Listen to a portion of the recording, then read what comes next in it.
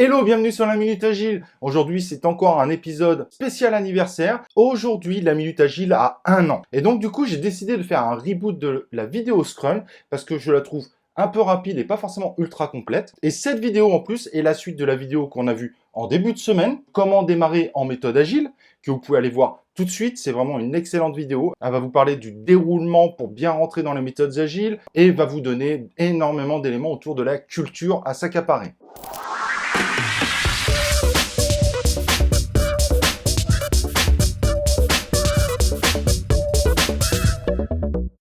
Alors pour démarrer rapidement, Scrum est un framework d'agilité créé par Jeff Sutherland et Ken Schwaber au début des années 90 et qui l'ont présenté officiellement en 1995. Puis peu à peu, ce framework s'est popularisé et ils ont présenté le Scrum Guide qui, en une quinzaine de pages selon les langues, présente le framework qui est un cadre léger. Donc il n'y a pas un livre de 500 pages à lire, il y a juste 15 pages. D'ailleurs, ce fameux Scrum Guide, vous pouvez le retrouver sur Internet gratuitement. Alors Scrum, même s'il est vraiment très axé IT dans la tête des gens, c'est un framework qui a surtout pour l'objectif d'affronter des problèmes et de savoir y faire face tout en adaptant sa façon de faire. Alors, si évidemment ça marche bien en IT, ça peut marcher dans d'autres secteurs. Et le Scrum prend clairement une direction opposée à ce qu'on peut voir dans les cycles en V et autres waterfall. Et attention, première recommandation que je vous donne, regardez l'image qui est là, le Scrum ce n'est pas un mini cycle en V.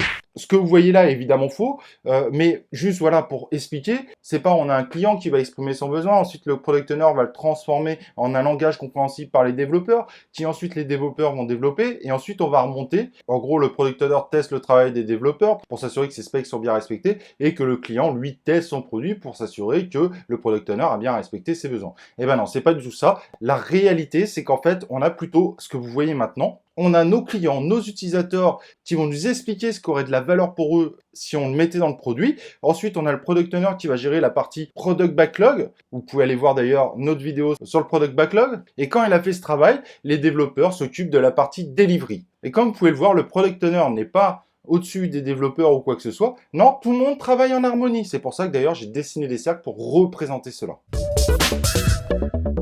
Et donc, avant de rentrer dans le vif du sujet, Scrum, en gros, est un cadre léger qui vous dit quelle est l'enveloppe à respecter, mais qui ne vous dira pas comment faire chacune des choses. C'est ça qui est très intéressant dans le Scrum, c'est qu'en fait, l'équipe va devoir définir tout ce qui est à l'intérieur de l'enveloppe. Et donc, vous le comprendrez très vite, d'une équipe A à une équipe B, on ne mettra pas forcément les mêmes pratiques pour essayer de répondre à la même enveloppe. Chacune des équipes va adapter son Scrum par rapport à son contexte. Et c'est ça qui est vraiment très intéressant en Scrum. Alors, il faut bien comprendre que si Scrum est un cadre léger, donc très facile à lire, comme je vous le disais tout à l'heure, 15 pages à lire, c'est pas beaucoup, il est en revanche très difficile à appliquer. Il y a très peu d'équipes qui arrivent à le maîtriser, même si on commence à avoir de plus en plus d'équipes à mieux respecter le Scrum aujourd'hui. On a souvent tendance à vouloir appliquer du Scrum avec nos anciennes méthodes qu'on appliquait, et du coup, on se loupe un petit peu sur qu'est-ce que le Scrum. Mais bien évidemment, sur cette chaîne YouTube, vous pouvez trouver tout ce qu'il faut justement pour faire un Scrum de qualité. Et pour finir ce petit chapitre sur qu'est-ce que Scrum, Scrum a beaucoup été influencé par New Product Development Game, qui est une étude complète qui a été réalisée par 2 professeurs japonais qui ont analysé différentes nouvelles façons de faire dans les entreprises, où d'ailleurs il y avait de plus en plus de concepts d'incrémental et d'itératif.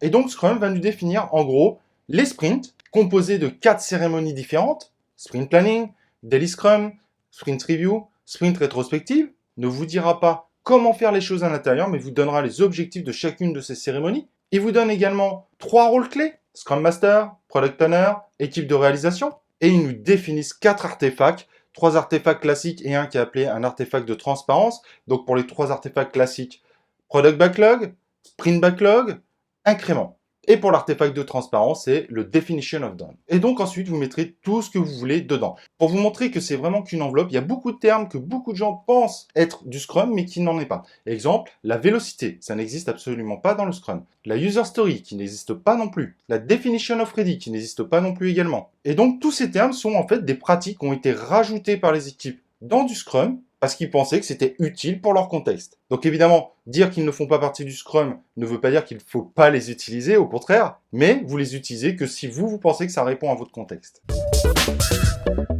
Dernièrement, dans le Scrum Guide est apparu les 5 valeurs Scrum. Il faut savoir que le Scrum Guide évolue de temps en temps. On va les voir très rapidement, mais on ne va pas s'y arrêter. Il y a l'engagement. Donc le Scrum dit, une de nos valeurs, c'est l'engagement des équipes. On y va, on fonce, on s'engage à réaliser le produit qu'on désire proposer. Le courage, c'est une nouvelle méthode, c'est une nouvelle façon de faire. Il faut avoir le courage d'y aller, il ne faut pas avoir peur. Et même si votre organisation est complètement inadaptée au Scrum, c'est pas grave, on prend le courage d'y aller. On finira par trouver un moyen à ce que l'organisation s'agilise ou s'adapte à notre Scrum. On est focus. En Scrum, on veut que quelqu'un qui travaille sur un produit ne travaille que sur ce produit. On se focalise sur le travail qu'on réalise. Et c'est pas une valeur si bateau parce qu'on voit beaucoup d'entreprises où un développeur va travailler à 30% là, 30% là, 40% là, et évidemment, il travaille beaucoup moins bien. Donc, une des valeurs du Scrum, c'est on se focus sur notre travail. C'est beaucoup plus facile également pour l'organisation et pour la réalisation du produit. Quatrième, l'ouverture d'esprit. Et oui, quand on fait du Scrum, on doit avoir une ouverture d'esprit. C'est une autre façon de faire qui est vraiment différente d'un cycle en V ou d'autres waterfall. Donc, on a l'ouverture d'esprit et on essaye de respecter ce framework parce que quand on le respecte bien, il fonctionne beaucoup mieux. Et s'il fonctionne beaucoup mieux, comme vous le savez, c'est notre produit qui en bénéficiera au niveau de sa qualité. Et dernière valeur, le respect. En Scrum, on respecte l'autre, on respecte ses collègues. On respecte le Product Owner, on respecte le Scrum Master, ou le Scrum Master respecte ses collègues, etc., etc. On respecte les managers, on respecte l'organisation. Le respect est une clé du Scrum.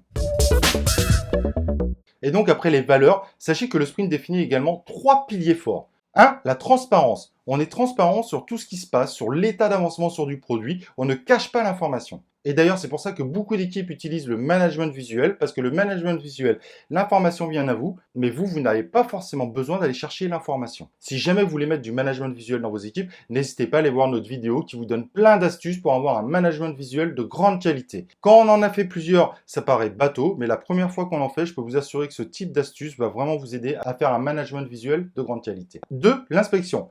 Et attention, l'inspection, ce n'est pas du flicage. L'inspection, c'est l'équipe ensemble va s'inspecter elle-même pour voir si tout avance dans les bonnes conditions. Donc, ce pilier n'est pas là pour dire qu'on va donner de l'information aux différents managers. Toute l'information d'inspection est censée rester au sein de l'équipe. Tout ce qu'on pourrait potentiellement donner à l'extérieur, c'est des états d'avancement, juste pour que l'entreprise puisse s'organiser par rapport à l'état d'avancement des différents produits qu'elle pourrait gérer. Et 3, l'adaptation. En Scrum, on considère que s'adapter régulièrement est un pilier. C'est-à-dire qu'on ne va jamais faire le même Scrum pendant 6 mois. Au fur et à mesure, notre Scrum va évoluer. Et exactement de la même façon que notre produit va évoluer. Alors autant si vous ne vous rappelez pas des 5 valeurs du Scrum, c'est pas très important à mon goût. En revanche, il faut vraiment se rappeler des 3 piliers qui sont très importants. Alors, quand on fait du Scrum, on va travailler avec des petites itérations. On parle de 1 à 4 semaines. En général, les équipes font plutôt 2 semaines et certaines 3. Mais la majorité 2 semaines. Une semaine, c'est très rare. Il y en a qui prônent l'efficacité d'une semaine, mais en général, il y a beaucoup de gens qui pensent qu'une semaine, c'est beaucoup trop court. Pas sur le fonctionnement lui-même du Scrum, mais c'est souvent vu comme de la réunionnité. Donc, on parle d'itération. Donc, on fait une itération 1, une itération 2, une itération 3. Chaque itération, on va les appeler des sprints. Vous n'avez pas le choix, c'est le terme popularisé en Scrum pour dire itération. Et chaque sprint va être égal. Donc, si vous avez décidé de faire des sprints de 2 semaines, vous allez continuer par faire des sprints de 2 semaines. Donc, sprint 1, 2 semaines, sprint 2, 2 semaines. Ces sprints sont rythmés. Ça veut dire qu'on commencera toujours par la même cérémonie, on finira toujours par la même cérémonie. Ça, c'est très important en Scrum. Le Scrum considère que le fait d'être rythmé favorisera grandement notre capacité de travailler ensemble. Et donc, ces fameux sprints vont commencer par la sprint planning. Vous pouvez aller voir notre vidéo sur le sujet qui est ultra complète. La sprint planning permet de planifier le travail que nous allons réaliser sur le sprint. Donc, avant de se lancer à l'aventure, l'équipe va structurer le travail qu'elle veut réaliser pendant ces 2 semaines. À ce moment-là, on dit qu'on doit définir un objectif du sprint pour s'assurer que tout le monde avance dans la même direction. Pareil, si vous ne savez pas ce qu'est l'objectif du sprint, vous avez une vidéo sur le sujet qu'on vous a déjà proposé.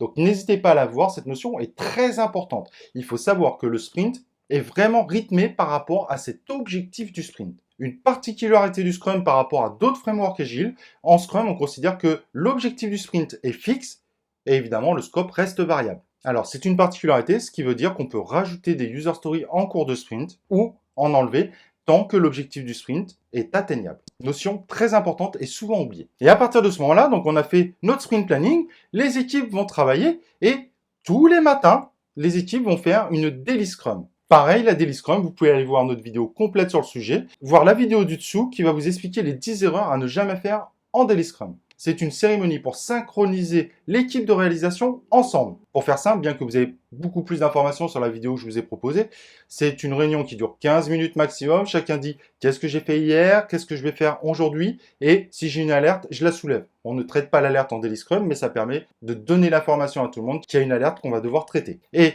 L'objectif de cette Daily Scrum est évidemment de s'assurer qu'on va dans la bonne direction par rapport à l'objectif du sprint qu'on avait défini en sprint planning. Et ensuite, notre sprint se terminera par 2 cérémonies successives. La première, c'est la sprint review. Pareil, nous avons fait une vidéo complète sur le sujet. La sprint review est souvent mal comprise, ce n'est pas une démo.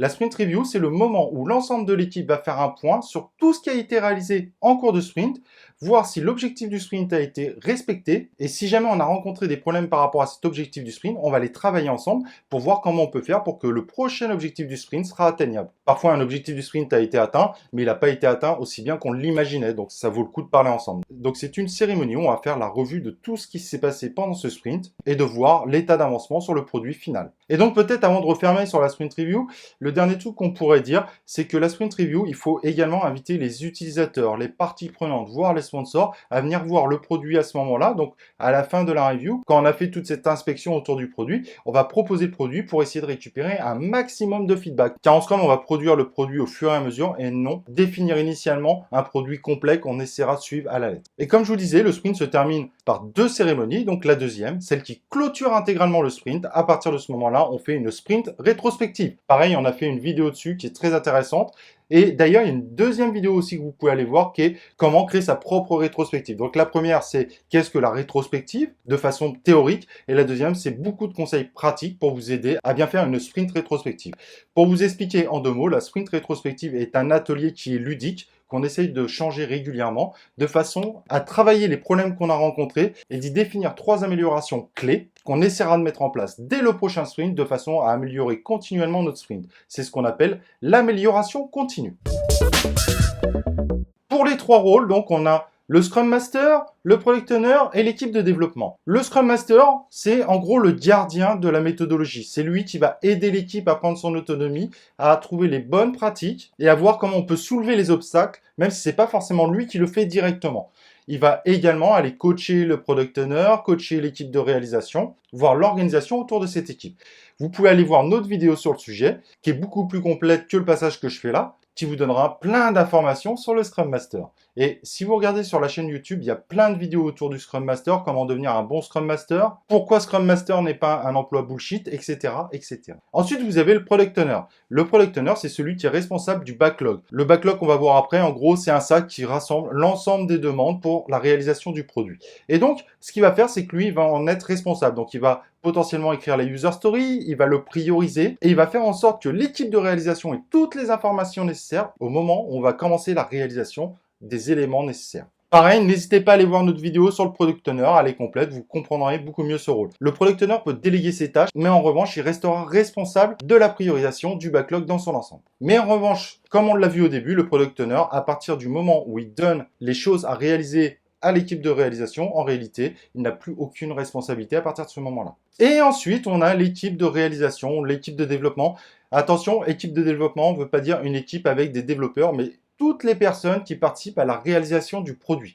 Et le Scrum Guide est encore plus clair, tous ceux qui ne sont pas Scrum Master ou Product Owner font partie de l'équipe de développement. Dans des cas particuliers, le Scrum Master et le Product Owner peuvent également en faire partie s'ils participent à quelque chose de concret sur la réalisation du produit. Mais je ne vais pas aller plus loin sur le sujet, c'est un cas très particulier. Mais si jamais vous voulez savoir qui est concrètement dans l'équipe de réalisation, n'hésitez pas à aller voir notre vidéo sur le sujet. Il y a peu de gens qui vont la voir et pourtant, il y a beaucoup de gens qui sont surpris en la regardant. Et donc, l'équipe de réalisation est 100% responsable du delivery.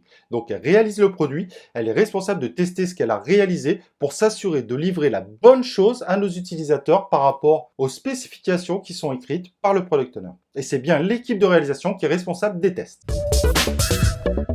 Et comme je disais au début de la vidéo, il y a aussi 4 artefacts, 3 normaux et 1 de transparence. Donc, le Product Backlog, qui est en gros l'ensemble des demandes qui représentent les besoins des utilisateurs. On a une des premières vidéos de la Minute Agile sur le sujet. Il y en aura sûrement d'autres pour compléter d'ailleurs. Et donc, le point aussi à bien comprendre, un backlog est dynamique. Donc, les demandes arrivent continuellement. Ce n'est pas un cahier des charges qu'on fournit dès le début, mais c'est un sac de demandes qui continuellement va prendre de nouvelles demandes et va en faire sortir. C'est vraiment quelque chose de dynamique. Pourquoi? Parce que le Scrum respecte la notion de scope variable. Et donc aussi important par rapport au Product Backlog, il faut l'affiner régulièrement. Et pour cela, on va utiliser le concept du Product Backlog Refinement, anciennement appelé grooming, mais le terme grooming aujourd'hui est formellement interdit à l'utilisation, où l'ensemble de l'équipe va affiner le contenu des user stories ou des autres items, vont estimer ceci, vont éventuellement valoriser ces éléments et également travailler ensemble la priorisation globale du backlog. Et comme en effet le backlog est un élément dynamique, il est indispensable de le reprioriser régulièrement. Si vous voulez en savoir plus autour de cette cérémonie, sachez qu'on a fait une vidéo complète sur le sujet du Product Backlog Refinement que vous pouvez aller voir